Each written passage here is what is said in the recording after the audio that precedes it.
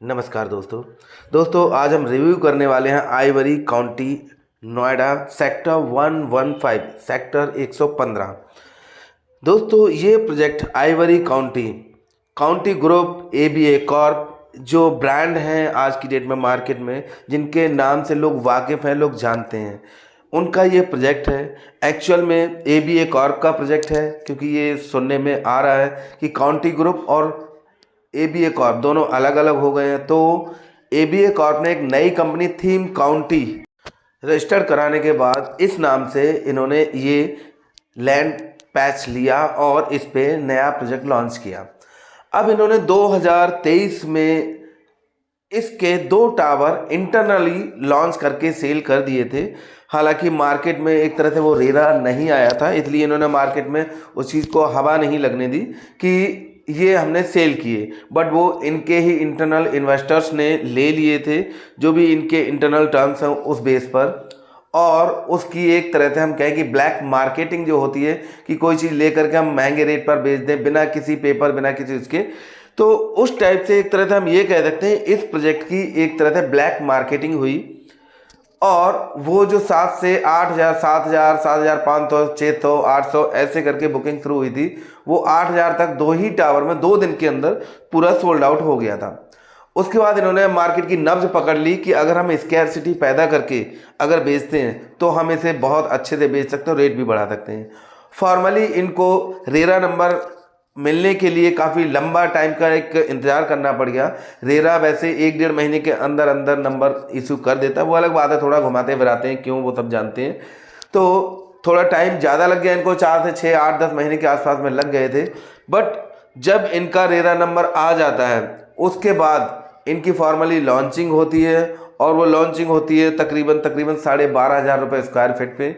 और 12,500 के बाद इन्होंने फिर वही खेल खेला कि एक टावर निकाला, फिर एक टावर निकाला, फिर 2 टावर निकाले। इस तरह से ये 1-1, 2-2 टावर निकालते हैं, और वो भी ऐसे निकालते हैं कि आज ये टावर निकला और आज शाम तक या कल वो सारा सोल्ड आउट। अब इसमें कितनी सत्यता है, कितनी सत्यता नहीं है, ये तो कोई नहीं जानता है। मान लीजिए एक टावर में अगर 60 फ्लैट भी हम लेके चलते हैं, 60 फ्लैट में 20-30 बिक गए, बाकी जो बच गए उनको भी ये कह दिया सोल्ड आउट हो गए, ताकि मार्केट में ये रहे कि इनका माल कितनी तेजी से बिक जाता है। ये एक वो नब्ज होती है, कहते हैं ना, किसी भी झूठ को अगर आप जोर जोर से बार बार रिपीट करते रहें कि ऐसा हो गया, ऐसा हो गया, ये कर दिया, ये कर दिया, ये कर दिया, ये कर दिया, तो वो बाय डिफॉल्ट लोगों को ये लगने लग जाता है कि वाकई में ऐसा इतनी बार कहा जा रहा है, तो दिमाग में घुस जाता है, जिसे हम कहते हैं कि सबकॉन्शियस माइंड में चला गया, और वो वैसा ही फील करने लग जाता है आदमी कि हाँ ऐसा ही हो रहा है, ऐसा ही चल रहा है। तो एक तरह से सबकॉन्शियस माइंड में इन्होंने ये बिठा दिया कि इनका माल इतनी तेजी से बिक रहा है और इनका माल रेट वो इतनी तेजी से बढ़ रहा है, तो इन्वेस्टर्स इनकी तरफ और ज़्यादा अट्रैक्टिव हो जाए और इन्वेस्टर बहुत जल्दी आगे बढ़ करके इनका माल खरीदें, ताकि हाथों हाथ इनका माल बिकने लग जाए। इसमें कोई संदेह नहीं है कि अगर हम नोएडा वाली बेल्ट के लिए अच्छे डेवलपर्स की बात करें तो एबीए कॉर्प बहुत अच्छे बिल्डर हैं, इन्होंने अच्छे अच्छे प्रोजेक्ट दिए हैं। बट इतना रूमर्स बना देना और इतनी तेज गति से रेट बढ़ा देना, ये एक ग्राउंड लेवल पे कहें तो एक सही ट्रूथ नहीं लगता है। भाई 7-8 हज़ार रुपये के रेट में ठीक है, वहाँ पर 8-10 हज़ार का रेट चल रहा था उस बेल्ट में, सेक्टर 75 सेंट्रल नोएडा में। अब सेंट्रल नोएडा में उस रेट के बाद आप 8, 9, 10 तक बेचते तो ठीक था, लेकिन अब सीधा 14-15 हज़ार, 16 हज़ार, 16,500 रुपये आज की रेट में। टावर वाइज इनके अलग अलग रेट हैं, क्योंकि tower wise location preference charges अलग भी ले रहे हैं, उसके बाद भी अलग अलग रेट हैं।